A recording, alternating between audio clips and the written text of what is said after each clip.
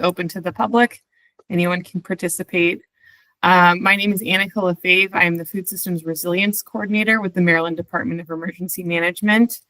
And we're excited to have you here today for the first Communication and Coordination Committee meeting for the 2025 session. Please go ahead and put your name and your affiliation in the chat. Here's today's agenda, and after this meeting, we'll send out the slides to everybody. And now I'll turn it over to our committee chair and co-chair, Michelle Caruso and Heather Bruskin, to kick things off. Great. Thanks so much. Good afternoon, everyone. I'm Heather Bruskin. I am in my day job, in addition to being an FSRC member, I am the director of Montgomery County's Office of Food Systems Resilience. And I have the honor of working alongside Michelle. If Michelle wanted to say hello. Hi, everyone. Michelle Caruso with the Montgomery County Food Council, and really excited for this meeting. I don't know if Heather wants to share a little bit more, but you know, these meetings are such a great opportunity for us to learn about what's happening during the legislative session and follow along to make sure that we as advocates and interested stakeholders are all aware of, you know, how this legislation or various legislation working its way through the General Assembly is going to impact our food system. So thanks everyone for joining us, and we're excited for those conversations. Awesome. Thanks, Michelle. And did we want to do introductions of the appointed members now? Is that a good opportunity? So one of the most important pieces, as Michelle shared, of these opportunities to come together is connecting the expertise and the perspective of our council members as well as the broader community. And so while we invite all of the general public and to introduce themselves in the chat box, we would love for our appointed council members who are here today. And I will invite you to just come off mute and introduce yourself. I see Steve and Rachel and others. So jump on in and just name, organization, and maybe if you're on a subcommittee or two. Yes, good afternoon. Hello, everybody. My name is Steve McHenry. I am the Executive Director of Mar Bidco, and I serve on the Environment and Production Committee. Great. Thanks, Steve.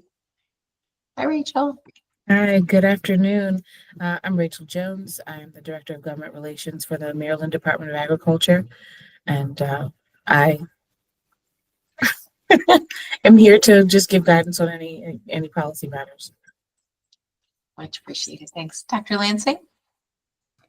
Hi, I'm Stephanie Lansing. I am a professor who does research and extension at the University of Maryland, and I am the co-chair of the Environment and Production Subcommittee. Thanks, Stephanie. Diana? Good afternoon and Happy New Year, everyone. My name is Diana Taylor. I work for the Partnership for Children, Youth, and Families. My position is Director of Strategic Initiatives, and at the Food Council, I co-chair Distribution and Access. Thanks, Diana. I know I saw Anne for a brief moment. Do you mean Ann Palmer? Well, I see Ann Palmer, and hi, Ann Palmer. I was like, I'm not on anymore. I stepped down. I'm just here to listen. Our member emeritus, and Ann Wallerstedt. Hi, that does get confusing. We're like 2 years in. Ann Wallerstedt, I'm the Vice President of Government Relations with the Maryland Food Bank. Thanks. We also, Meg Kimmel from the Maryland Food Bank, co-chairs with Diana, the Distribution and Access Committee as well. And I am going to let Annika take it from here before I get myself into any trouble. We have JD Robinson here.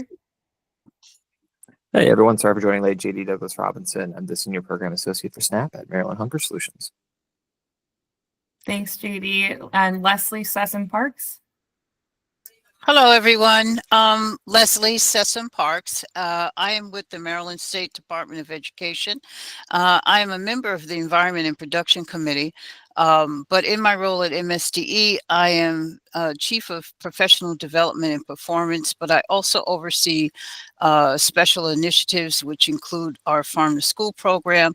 Also, I review the policies. I prepare the policy evaluations and fiscal notes that come in with regard to anything related to nutrition in our programs. Thank you. Good to be here. Thanks, Leslie. And I saw that Beth Brewster just introduced herself in the chat. Beth, do you want to say hello? Happy New Year, everyone. Yes, I'm Beth Brewster down in Caroline County, work for public school system, food service supervisor, and nice to see everyone. Thanks, Beth. Lisa Orr?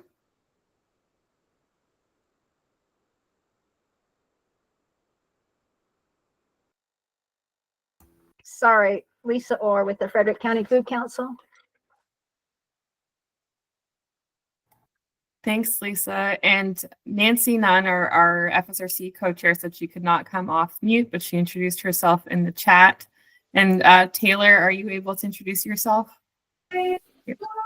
Yes, hi all. I'm Taylor Lefebvre, the Chief of Food Policy and Planning for the City of Baltimore.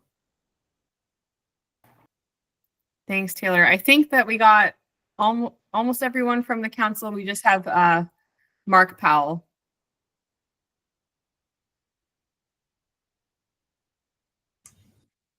All right.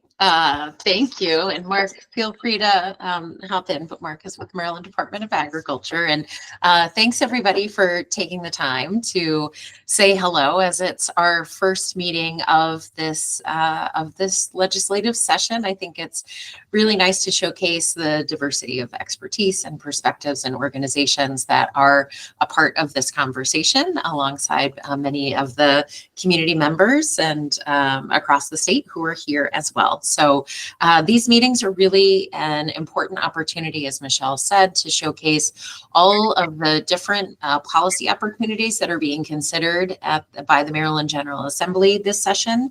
And between last year's work of the CNC committee and this year, we did some reflecting both as a kind of leadership team as well as an entire FSRC on the things that make the FSRC unique and engaging in this space, and what are really the primary benefits and values of the FSRC bringing these conversations together. And so we have not made a lot of changes, but there's a few shifts in how we approach these weekly meetings. And so it will be a special time together every Monday at 1 throughout the entire session, except for when there's a federal holiday on Monday.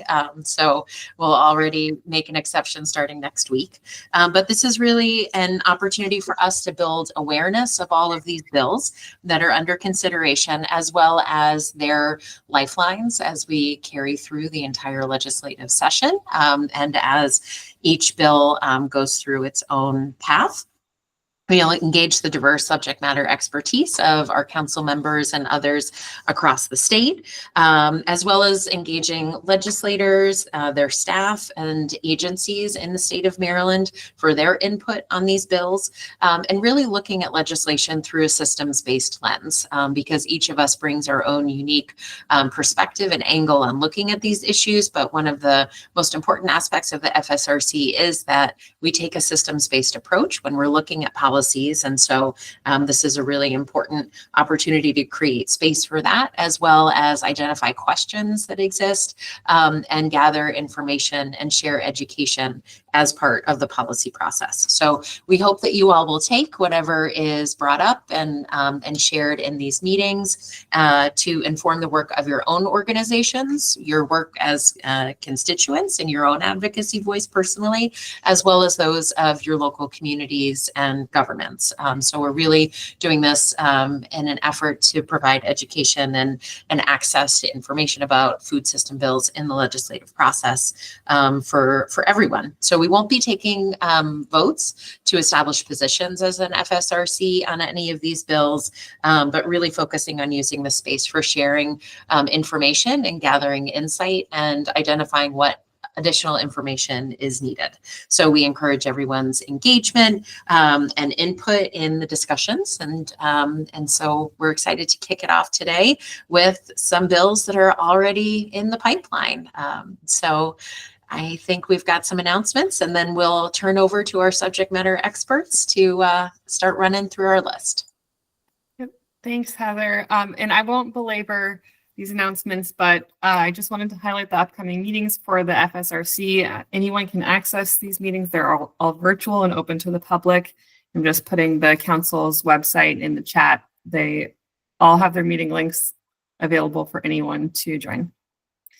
And then with that, I'm going to turn it over to Ben Yellen, who comes from the Center for Health and Homeland Security, and he is going to walk us through an introduction to the session and a couple bills that have been pre-filed. Thank you so much, Annika, and good afternoon to everybody. You may remember me from the past couple of years.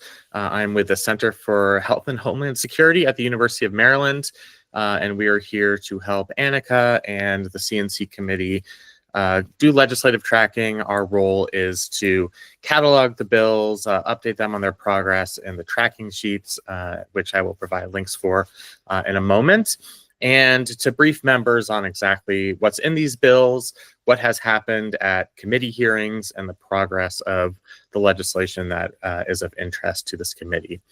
You may have remembered Quinn from previous years. She has moved on and graduated law school. She was my partner in crime on this for a couple of years. We're going to have a new law student extern joining this spring as well. Her name is Annette, and she will be joining us on the next call. So you may see her do some of these briefings as well. I'm going to start with our tracking resources. Just like previous years, we've set up a publicly available Excel spreadsheet where we have a pretty broad universe of legislation that we're tracking that is related to food systems. We have tabs for both the House and the Senate, and then we've set up priority tabs. The priority tabs are for bills that we are going to discuss on these weekly calls. So this week we have 3 bills that we're going to discuss. Those are in those priority tabs, and we will add more of those priority bills as the session continues. We also have set up a link, as you can see here, to a legislative tracking calendar. So we're going to try and gear these meetings around the hearings. I think it's important that community members are informed about these bills before they go in front of the relevant legislative committees. So with that in mind, the bills we're covering today will have hearings. One of them is this week, and then another one is before our next meeting on the 27th, since we're skipping next week. So we're going to go over those bills. Actually, it's the 29th, but we wanted to give you more than 2 days worth of time to be briefed on those bills. So that calendar, we will update on committee hearing dates. And then I also wanted to include links to the Maryland General Assembly website, and I thought I could give a very brief orientation to that website and just a couple of tips for those of you who are interested in tracking bills and interested in sharing written or oral testimony. So with that in mind, I'm going to quickly share a different tab.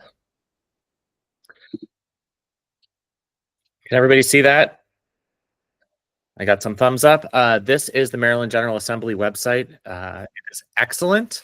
I highly recommend using it to do bill tracking and for any legislation that is of interest. You can always go up to that search bar at the top where you can input the bill number and you'll land on that bill page. So to just give an example of how that might work, this is one of the bills that's in our tracking spreadsheet. I just put it in there at random. Has the bill sponsor, the status of the bill. So this one has just been introduced. We don't yet have a committee hearing date, a brief synopsis of the bill, the committee under which it will be considered. And then if you look under this little history arrow here, that's where you'll find the actual bill text. And the bill text obviously might change with amendments. Every single version of the bill as it makes its way through the legislative process will be in this history tab here. And then as bills come for committee hearings, the Department of Legislative Services puts together a fiscal and policy note, and you'll have a link to that as well when it is available. So those are your bill pages. What we like to do is set up tracking lists. So putting together lists of bills that we want to track, and we can get regular updates on those bills. You do that through what's called MyMGA. You can see there is an icon here at the top.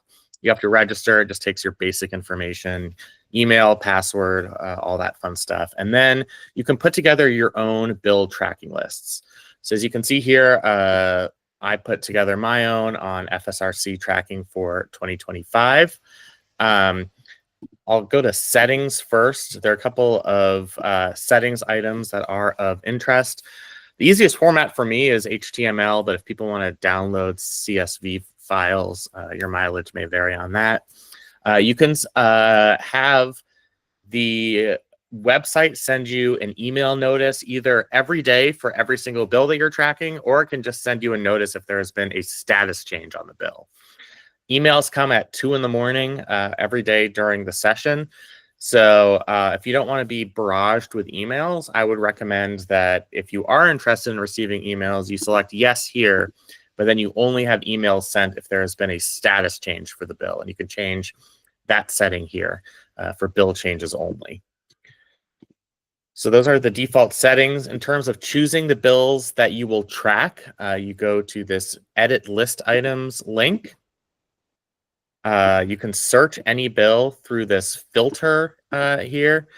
So you can search by bill number, or you can do very general keyword searches like food. As you can see, I have most of those already checked off, or let's see, resilience. I guess we have a resiliency for the one bill directly related to the FSRC, or you can do it by bill number if you know which bills that you want to track. After you've checked that you want to track the bill, you press the save button, and it will save the items that you wish to track. And then if you ever want to run a report on all of the bills that you're tracking, you can do that through that run report link. So I will run a report, which will just give me a full rundown of the status of the bills that I'm tracking. This would be in lieu of the email that's normally sent at night. So this is an update on all of the bills that I'm tracking. I have my settings to not have it only include status updates. So I just have the full list of bills here and the status of each of those bills. So highly recommend you use that resource. Another thing you can do through MyMGA is witness sign up. So there's a link to the witness sign up on the left side of your screen here. Unlike previous legislative sessions where there have been differing deadlines between the House and the Senate, this year the sign up list will open for both chambers committees 48 hours prior to the hearing. So you can see we have links open for Senate hearings taking place this Wednesday, the 15th. So just as an example of how to put this together, if you want to testify for Senate Bill 30, a income tax subtraction modification for public safety employee income, you would select this bill, definitely write down your organization. Most members of these committees are more interested in your organization for the most part than in your name. So put down your organization, the position that you are taking on the bill. So if you support the bill as is, your position would be favorable. If you only support it with amendments, then you do favorable with amendments. Informational only, very frequently that's from state agencies where they're not taking a formal position on the bill, but just giving general information on how the bill might be implemented, and then a spot for if you are against the bill, then you would be testifying unfavorable. So let's say I'm favorable here. You have the choice of doing written testimony. You could do in-person testimony. You can do virtual testimony. Virtual testimony is disfavored, and you will not be guaranteed a spot to present at a hearing if you choose to do virtual testimony. So I would recommend, if you are able to, to do in-person oral testimony. They are pretty good at accommodating people who need to present virtually. You can obviously do both oral and written testimony. If you're doing oral testimony in person and you're also submitting written testimony, you would select this in-person both link, and then it gives you an opportunity to upload a file. Usually that would be your written testimony. Upload that file, and you will be in that bill file and will be called on to testify when that bill comes up for a hearing. So I realize that is a lot of information. I'm going to stop sharing this screen and just pause and see if anybody has questions. I'll just comment. Ben, it's not every day that you hear someone say a government website is excellent, but it definitely has a lot of features, and thanks for walking us through them. And I feel like hopefully folks on the call, if they are interested and they haven't explored the website very much in the past, I know Annika shared that this meeting was being recorded, I believe, and so hopefully folks will be able to reference the notes if you want to, follow along in real time in the future. Thank you, Michelle. Any other questions before I move on to the legislation that we're going to review today? Ben, can you actually just repeat how many days in advance people have to sign up to submit testimony? Yes, it is 2 legislative days. So 48 hours generally, like if it's a Wednesday hearing, 48 hours is the rule. If it's a Tuesday hearing, because the legislature generally does not meet over weekends, registration would open on the preceding Friday.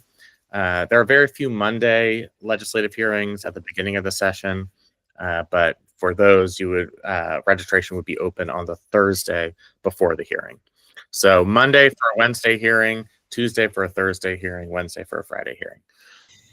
Ben, I see Steve's off mute, and then Rachel has a hand before we move on. Steve? Yeah, Ben, just to make an observation, once you make a selection on the 2 days prior, whether you're going to testify virtually or in person, once that day ends, you cannot change it. So, you're locked in to however you signed up once that hour passes on that day that it's open for the signing up for the hearing and submitting testimony. Thank you, Steve. Thanks, Ben. I've been told that the only 2 committees that are deviating from that 2 business days prior are the Senate Budget and Taxation Committee and the Senate Finance Committee.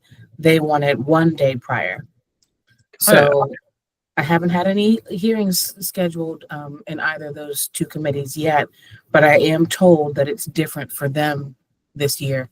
Every other committee in the House and Senate is 2 days. So try to check that out and see if that is accurate. I'm waiting myself to see if that's how it's working.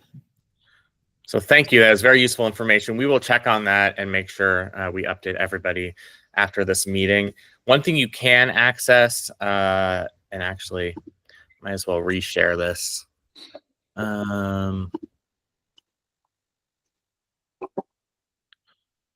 You can access the protocols for signing up as a witness for both the House and the Senate.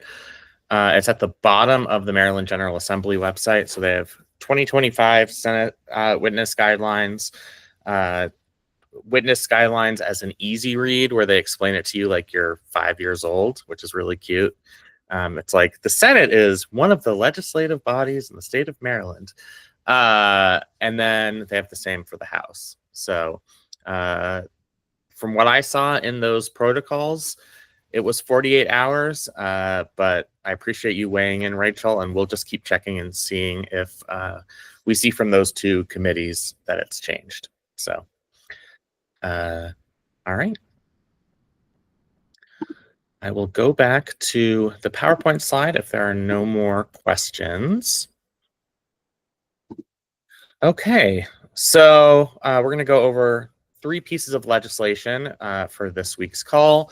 The first is House Bill 9, sponsored by Delegate Charkoudian. We have a representative from Delegate Charkoudian's office on the call today, and I will hand it over to Tierney as soon as I'm done quickly briefing the two bills that the delegate has introduced. So the first one is House Bill 9, which relates directly to the FSRC.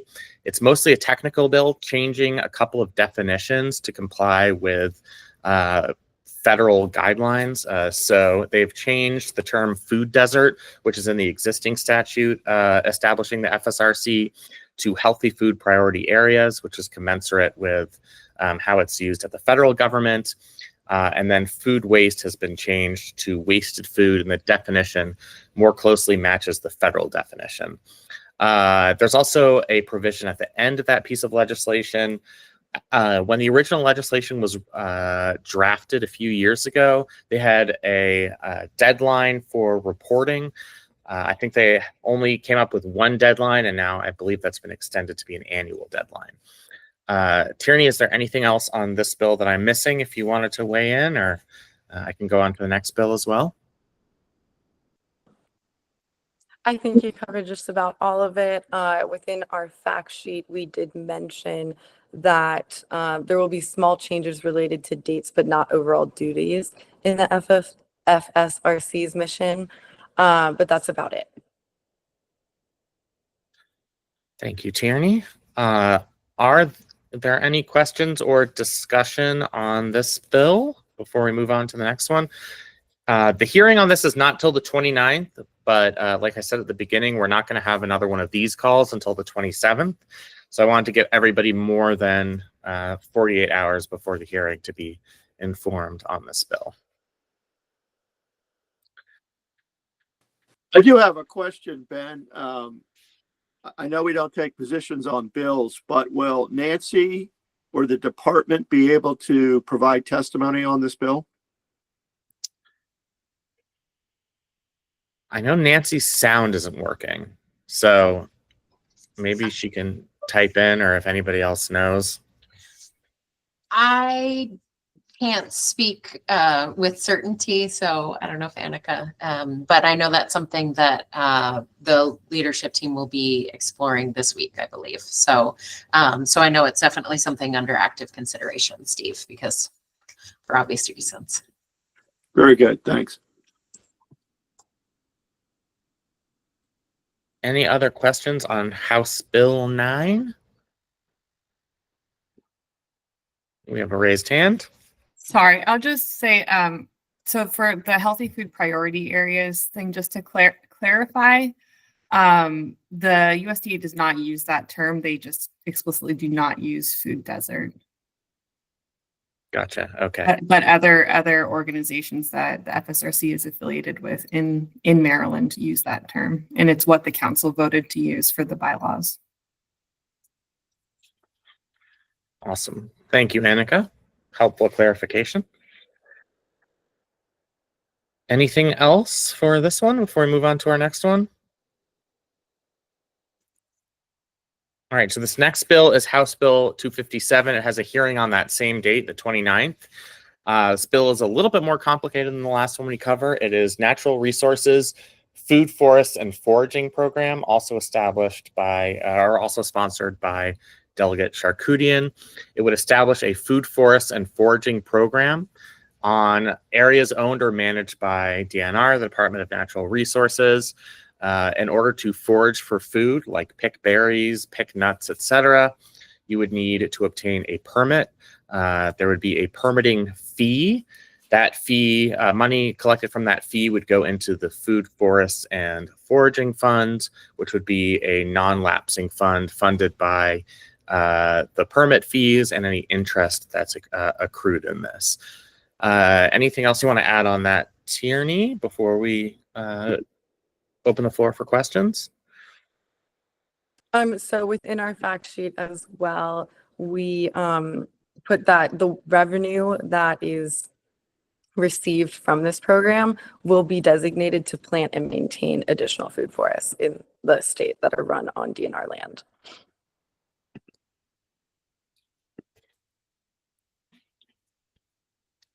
Thank you so much, Tierney. Dr. Lansing? I just have a question. We do a lot of work with the Hyattsville Food Forest, and I know for just because it's right next to where we are at Maryland, and for that one, it's managed by the city. It's owned by the city. It's city land. But, we have no idea who goes and visits that forest.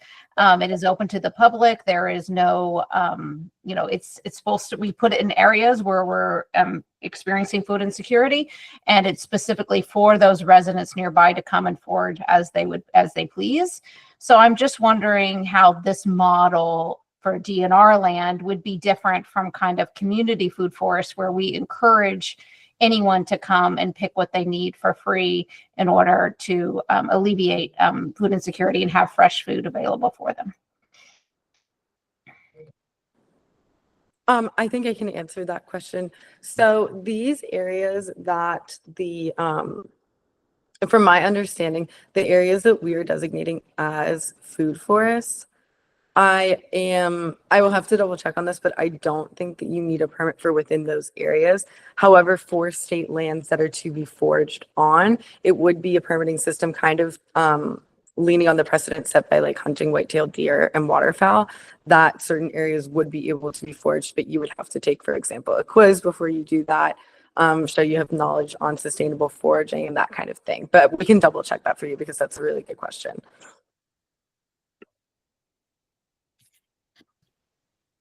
Lindsay Smith. Thanks, Ben and Tierney. Tierney, is there going to be any provision in the bill for exemption of like Indigenous communities from a permit requirement?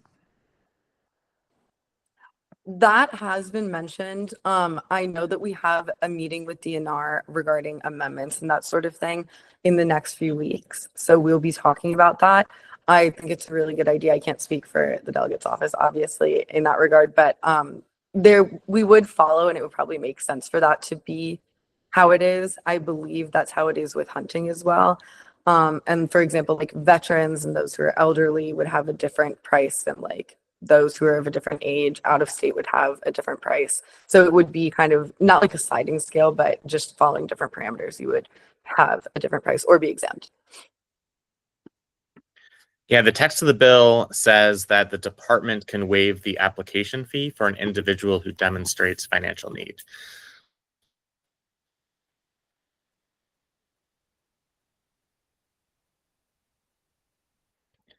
Any other questions on House Bill 257? Well, thank you, Tierney, so much for joining us and giving clarification. We're going to try, to the extent that we can, invite representatives from offices that are sponsoring the bills that we talk about on these calls, just to give us insight and a little bit more detail on these pieces of legislation. So thank you. Of course, thank you all for the interest and for all of the amazing work that you all do. We just really appreciated being invited and being able to talk about it with you. Please don't hesitate to reach out to our office with any questions or any suggestions, anything like that. We would love to hear it all. So thank you all so much. Thank you. The last bill we're going to talk about today is an Anne Arundel County bill sponsored by Senator Simonaire. As you'll see, the hearing on this bill, if you are interested in providing testimony, is on the 15th in 2 days. So this is one where you'd have to take action on a shorter timeline. So this bill would authorize the governing body of the county itself of Anne Arundel County or any municipality therein to grant a property tax credit against the personal property tax imposed on property of a supermarket that is built and located, and you guessed it, they use the outdated terminology, a food desert. So maybe at some point we can bring the language in line with other legislation. It would require the governing body of either the county, if it's the county, or of the municipality to designate what counts as a food desert for the purpose of this bill, a food desert retail incentive area. We anticipate there'd be some cost to the county and the municipalities who granted these property tax credits, but we have not yet seen a fiscal and policy note. Because this is limited to Anne Arundel County and its property taxes, my guess is that it would not impact state revenue. So any questions on Senate Bill 131?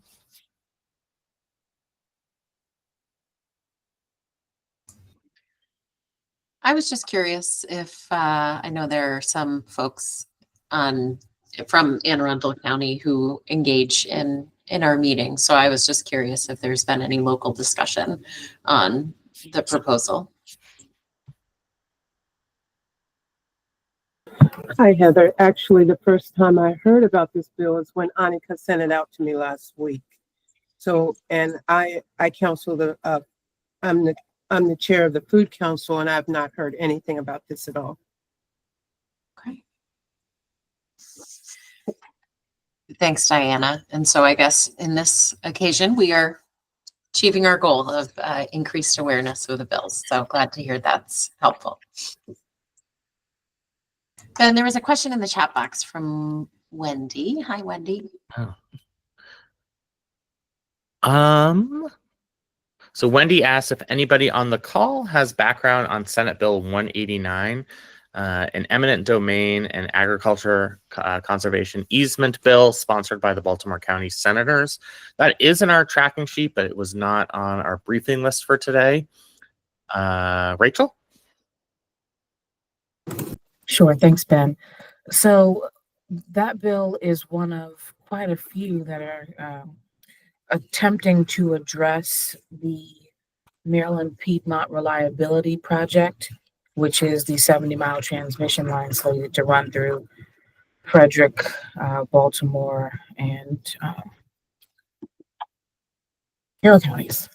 So the issue is these bills are meant to try to give the property owners and farmers a little bit more flexibility and rights as it pertains to what happens with their land. There have been a lot of concerns and complaints from folks in that region that the project is slated to go in, that should their properties be taken via eminent domain, they wouldn't necessarily receive fair market value for them. And so there are a couple of bills. This particular bill is sponsored by Hettleman and Brooks. I believe Delegate Mangione has 2 different bills in the House as well that are attempting to address this.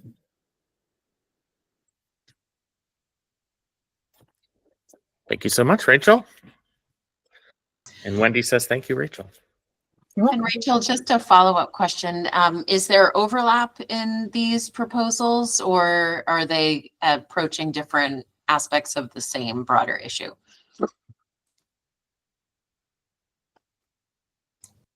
Oh, and I can't hear Rachel. I don't know. Sorry, I'd already muted myself. I'm sorry.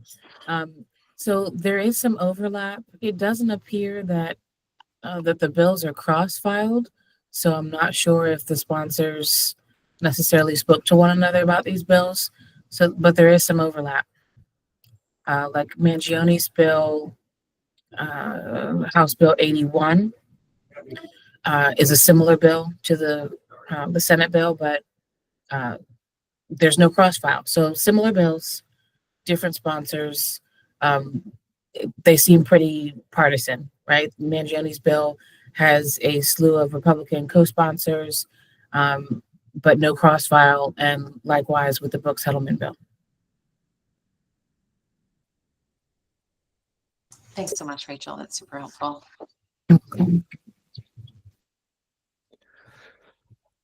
Any other questions? I was just wondering if I could get a copy of this slide only to send out to the Food Council here in Anne Arundel County. Sure. So Annika shared the full slide deck in the chat. Okay. Oh, no, I shared the tracker in the chat. Ben, I don't think I have this slide deck, but maybe I'm mistaken. But I'll send it out, Diana, after the meeting. You know what? Okay. Oh, I can try and make it easier here. If I send any more than that, I'm afraid that they won't read it all. So I was just wanting to send this one particular slide. So there's a link to the this slide deck. And this is slide, let's see, 6.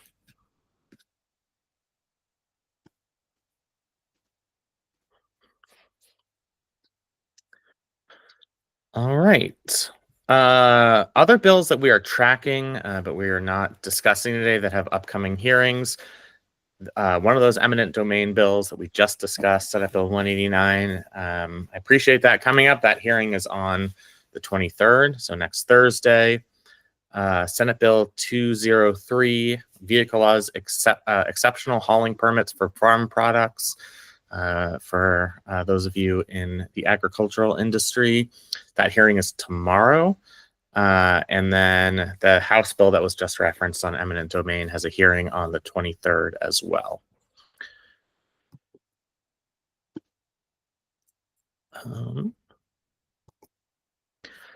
Wanted to quickly go over some important dates in the session.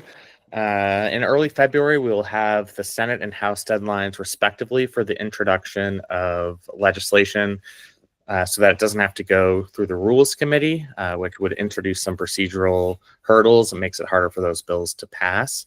So we expect a large influx of new legislation to be proposed prior to those deadline dates. We will do our best to keep track of all of those, both in our tracker and as we develop the agenda for these calls. Prior to March 3rd, that is the deadline in both chambers for the introduction of bills without requiring a suspension of the rules, which is a supermajority requirement in both chambers. We've seen bills pass where the rules had been suspended on things like emergency measures last year related to the bridge collapse. So it doesn't mean a bill is dead necessarily. It just makes it much harder to pass. And then crossover date, the general date that a bill has to pass one chamber to be considered in the other one, March 17th, and end of the session sine die is April 7th. Other really important element of this session is the budget. So Maryland faces a short-term fiscal deficit of $3 billion. Which kind of casts a shadow over this session. This week, the governor is going to release his proposed budget. According to news reports, that has $2 billion in proposed cuts. So it's unclear if the remaining $1 billion is going to be made up with revenue increases. We'll have to see what's in the proposal. Constitution of Maryland requires a budget that is in balance.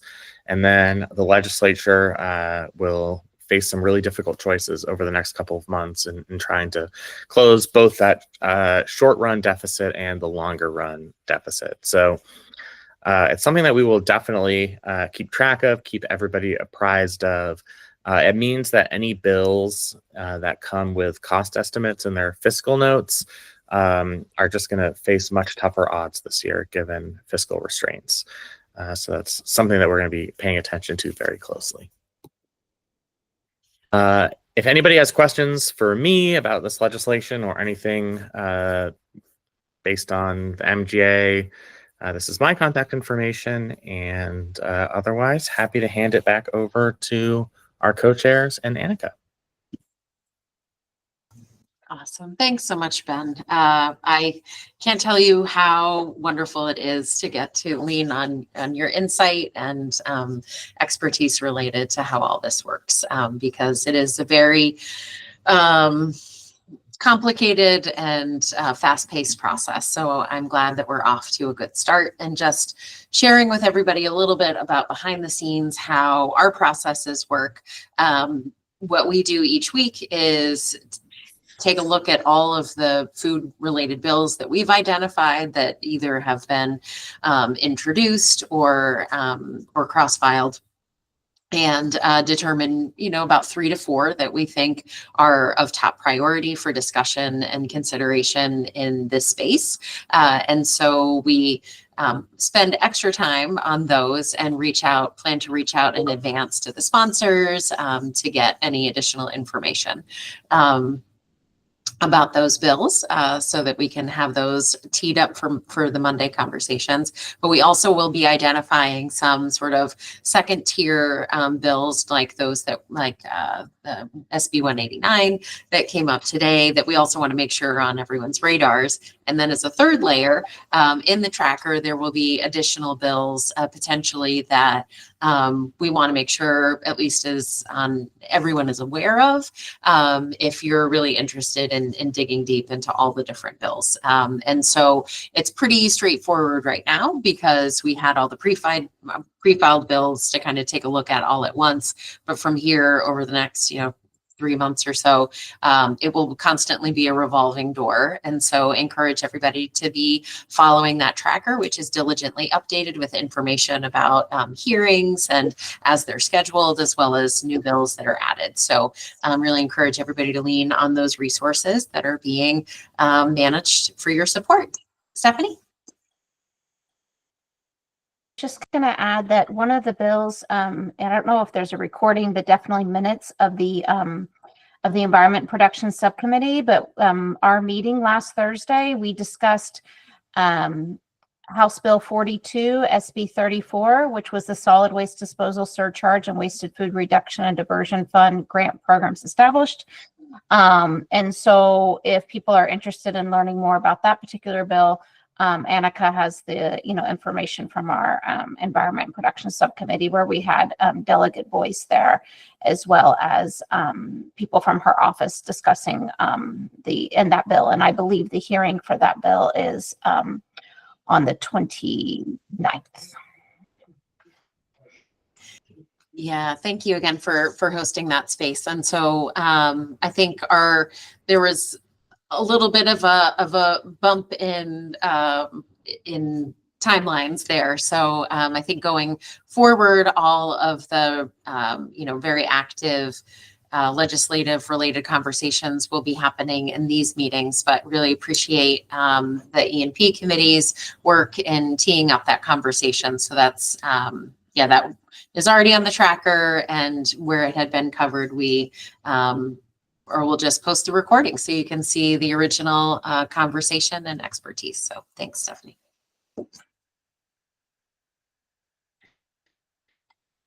All right. I believe we have reached the end of our agenda, and I do want to invite anyone, if you have resources, questions, have identified bills that are not in the tracker. Ben's email address is still up there. I think you also know where to find me or Annika or Nancy and Michelle. So please feel free to have a two-way line of communication as things unfold. And there is a question about any upcoming budget briefings on healthy food access bills. Lindsay, is that related beyond these conversations, or just curious? Yeah, Heather, I was just wondering. I mean, I've seen some for that I think we've seen in the past around like land conservation and agriculture. I was just wondering if there's any organizations that are doing or have announced a briefing on healthy food access, whether it's school nutrition, SNAP, really anything. None are coming to mind for me. Rachel? Sure. So, Lindsay, I think that's a great question. While most organizations aren't going to necessarily have an opportunity to brief the Budget and Taxation Committee or the Appropriations Committee on those programs, the state agencies will. I know for our budget hearing, we do have dates for our budget hearings for MDA. However, there will be a small portion of that where we discuss some of our food quality assurance programs or our marketing and consumer services program. That's where FMNP and some of the other food-related programs fall for MDA. So I would check the meeting schedule to see what days Department of Health and DHS have their budget hearing scheduled for, because that would give you that information that you're looking for.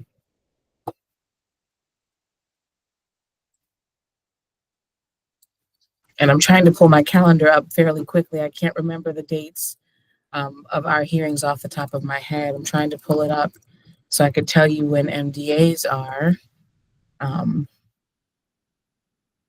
We have one on Tuesday, February 11th at 2 p.m. in the Senate. That's our capital budget hearing with the Budget and Taxation Committee. And then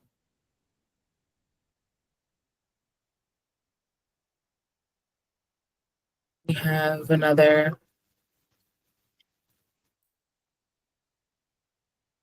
Here we go. Excuse me. On February 13th, we have our operating budget at 1 p.m. in BMT. February 17th at 1 p.m., our operating budget hearing and House Appropriations. And then on February 10th, our House Appropriations capital hearing is at 3 p.m. So each agency has their hearing scheduled. So again, not private organizations per se, but I would encourage you to find out when the Department of Health and DHS and possibly MDEM are having their budget hearings.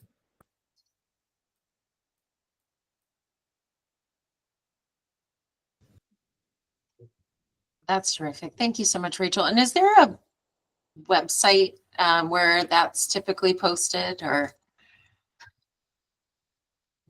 It'll be on the MGA website under the meetings tab, under each of those days. And so the same way Ben was showing how you track a bill, obviously that's a specific bill number, and I'm not sure if it lets you do it for agency budget hearings, but if you scrolled through meeting days and just looked at dates, you'd be able to see which agencies are having their budget hearings on which days. And so you may have to scroll through a few days, but I'd say they usually try to get most of those done late January through mid-February is when most of the agencies are having their hearings.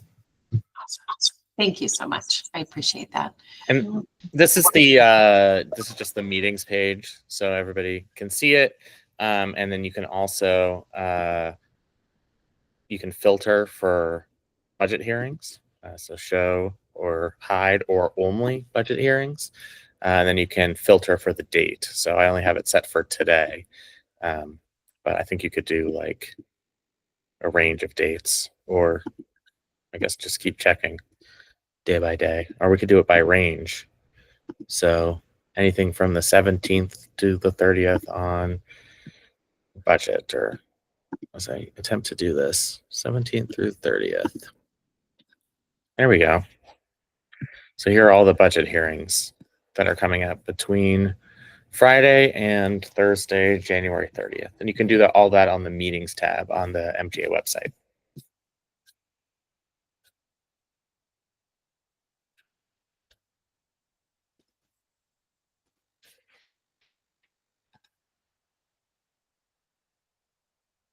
All right. Well, tons of news you can use today, and lots for us all to be processing. But I think that is all that we had on our agenda.